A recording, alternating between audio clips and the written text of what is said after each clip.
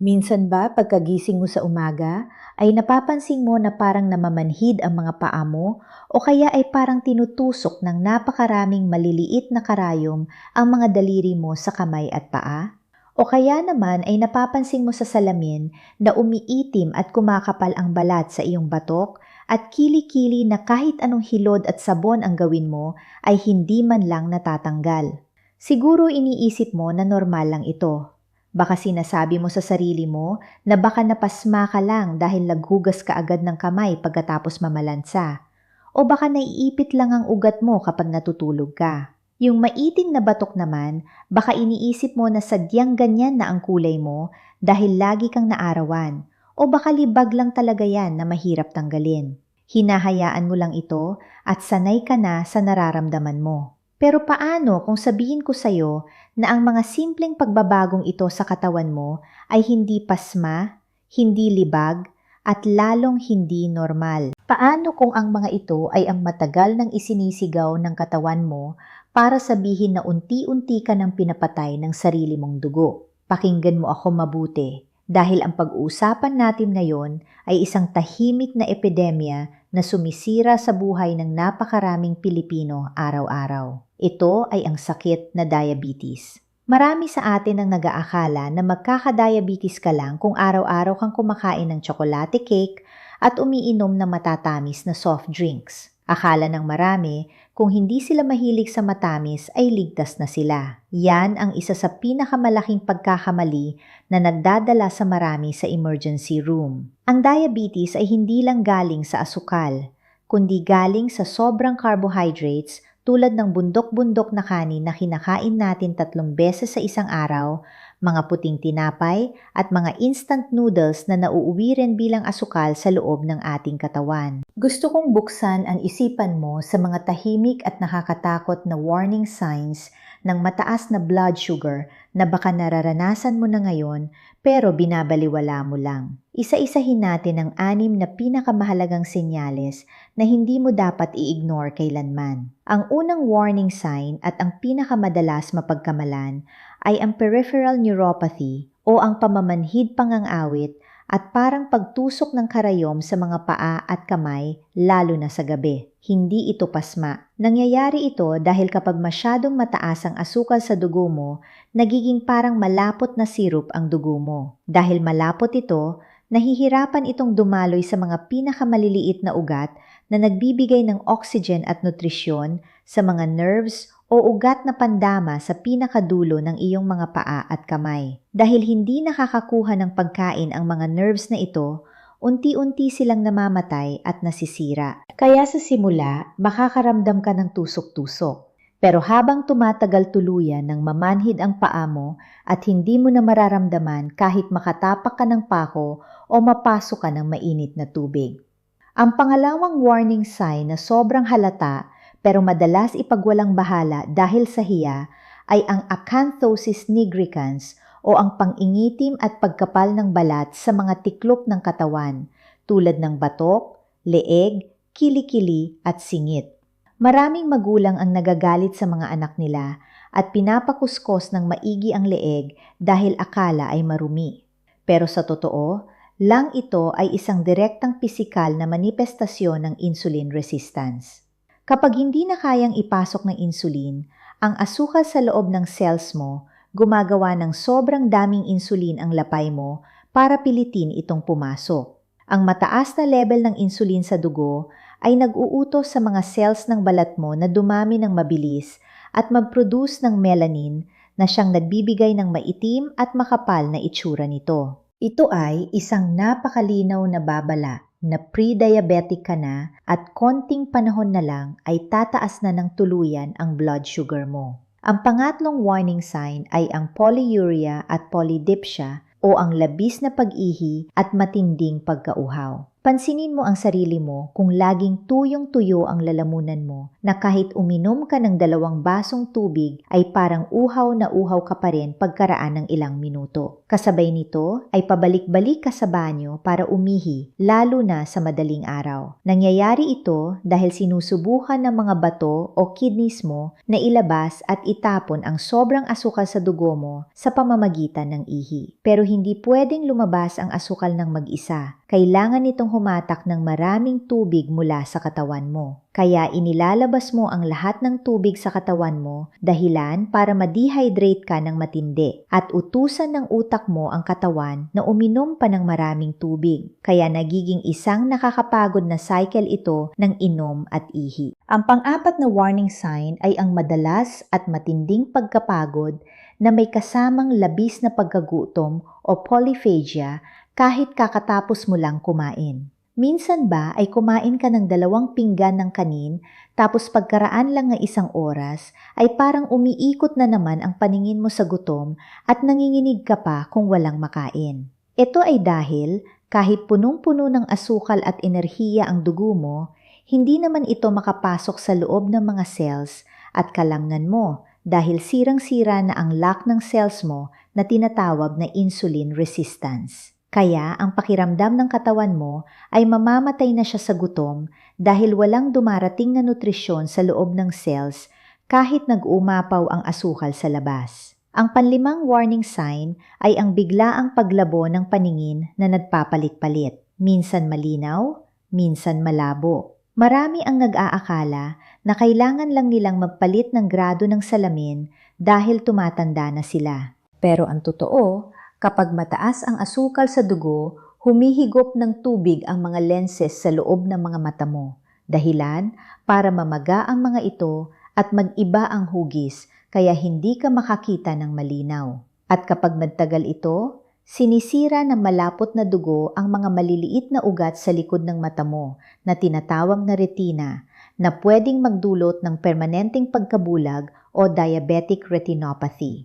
Ang pang-anim na warning sign ay ang matagal maghilom na mga sugat at madalas na pagkakaroon ng impeksyon. Kung nagkaroon ka ng maliit na sugat sa paa, kalmot o singaw, pero napansin mo na inaabot ng ilang linggo bago ito matuyo o kaya, ay madali itong magnana ito ay dahil ang mataas na asukal sa dugo ay sumisira sa immune system mo at pinapabagal ang sirkulasyon ng dugo. Kaya hindi nakakarating ang mga white blood cells para ayusin ang sugat.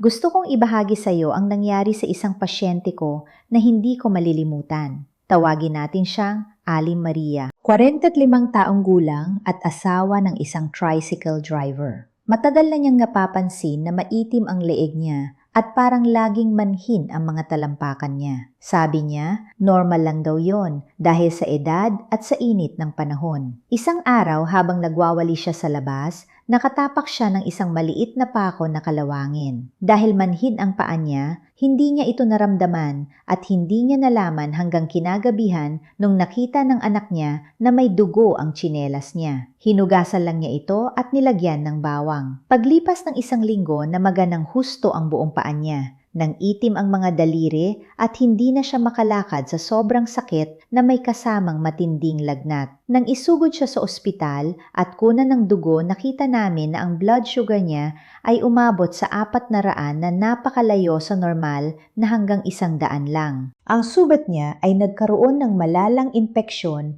na umabot na sa buto o osteomyelitis at dahil gangrenous o patay na ang laman, wala kaming nagawa kundi putulin ang 3 daliri niya sa paa para hindi umakyat ang lason at tuluyang mamatay si Aling Maria. Napakasakit isipin na dahil lang sa hindi pinansin na pamamanhid at maitim na leeg, umabot sa putulan ng bahagi ng katawan. Gusto kong maintindihan mo ng malalim kung ano ang nangyayari sa loob mo. Ang katawan natin ay parang isang makina. Kapag kumakain tayo ng kaning tinapay o matamis, tinutunaw ito ng tiyan natin at ginagawang asukal o glucose para maging enerhiya. Kapag pumasok na ang asukal sa dugo, naglalabas ang ating lapay o pancreas ng isang hormone na tinatawag na insulin. Isipin mo ang insulin bilang isang susi. Ang mga cell sa katawan mo ay may mga pinto at nakakandado. Kailangan ng susi na insulin para mabuksan ang pinto at makapasok ang asukal para magamit mo itong lakas. Pero dahil sa araw-araw nating pagkain ng sobrang carbohydrates at asukal paulit-ulit na naglalabas ng sobrang insulin ang katawan. Pagdating ng panahon, nasisira ang kandado ng mga cells at hindi na gumagana ang susi. Ang tawag dito ay insulin resistance. Dahil hindi makapasok ang asukal na ipon, ito nang naiipon sa dugo mo. Ang dugong puno ng asukal ay hindi na magandang dugo, nagiging lason ito. Unti-unti nitong sinisunog at sinisira ang mga ugat sa puso mo na magdudulot ng heart attack, ang mga ugat sa utak mo na magdudulot ng stroke at ang mga filter sa bato mo na magdudulot ng kidney failure hanggang sa kailanganin mo ng magdialysis. Kung hindi mo papansinin ang mga warning signs na ito at sasabihin mong malakas pa naman ako at pwede pa akong kumain ng marami ngayon, ano ang magiging bukas mo? Pwedeng bukas hindi mo na makita ang mukha ng mga anak mo dahil nabulag ka na. Pwedeng bukas hindi ka na makapantrabaho dahil pinutol na ang paa mo dahil sa nabulok na sugat. Pwedeng bukas ay nakahiga ka na lang sa isang dialysis center habang nauubos ang pera at ipon ng pamilya mo. Yan ang bangumot na gusto kong ilayo sa'yo. Pero may magandang balita. Kung nararanasan mo pa lang ang mga warning signs na ito at hindi pa tuluyang nasisira ang mga organs mo, pwede mo pa itong baliktarin. Ang pre-diabetes at type 2 diabetes sa unang yugto ay pwedeng labanan at minsan ay pwedeng i-reverse sa pamamagitan ng tamang disiplina. Ano ang dapat mong gawin na yun mismo? Una at pinakamahalaga, tanggalin mo na ang lahat ng likidong asukal sa buhay mo. Bawal na ang soft drinks, bawal na ang mga milk tea, bawal ang mga 3-in-1 coffee na puno ng asukal, at bawal ang mga artificial fruit juices. Ang likidong asukal ay mabilis na pumapasok sa dugo at nagpapabagsak sa atay mo. Sanayin mo ang sarili mong uminom lang ng malinis na tubig o kaya ay unsweetened brewed coffee at tsaa. Pangalawa, bawasan mo ng matindi ang kinakain mong kanin at mga puting tinapay. Hindi mo kailangang magutom.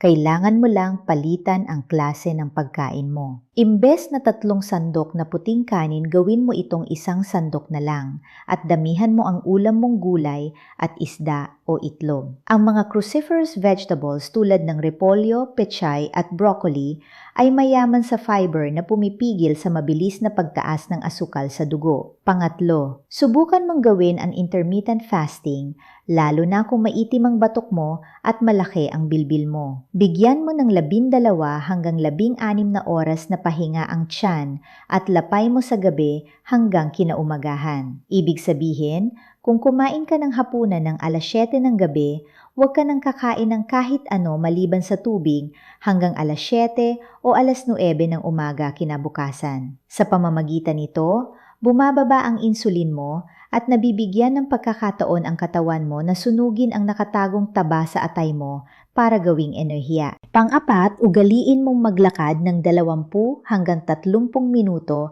pagkatapos ng malalaking kainan tulad ng tanghalian at hapunan. Ito ang pinakamabisang sikreto na hindi alam ng marami. Kapag ginagamit mo ang mga muscles mo sa paglalakad, kayang sipsipin ng mga muscles mo ang sobrang asukal sa dugo.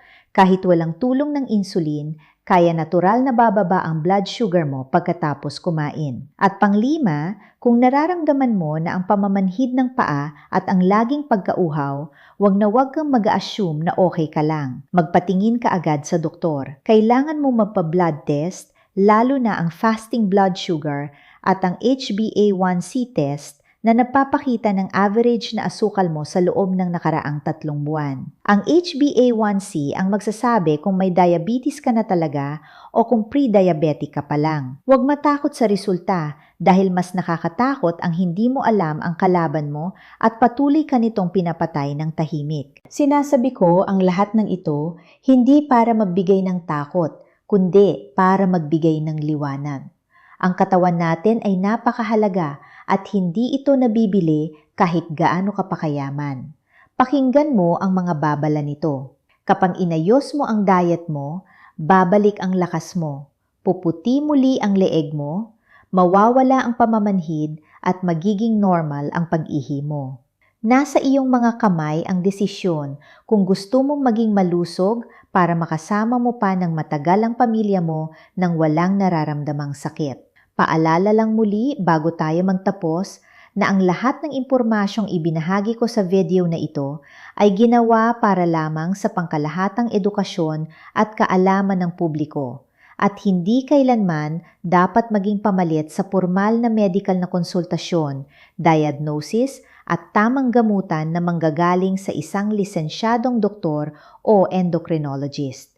Kung ikaw ay may mga nararamdamang sintomas, magpakonsulta agad ng personal upang mabigyan ka ng tamang gamot na angkop sa iyong pangangatawan. Maraming salamat sa inyong panunood at pakikinig. Nawa ay malaki ang naitulong ng video na ito para gisingin ang inyong kamalayan. Ingatan ang inyong kalusugan, kontrolin ang asukal sa inyong buhay at magandang araw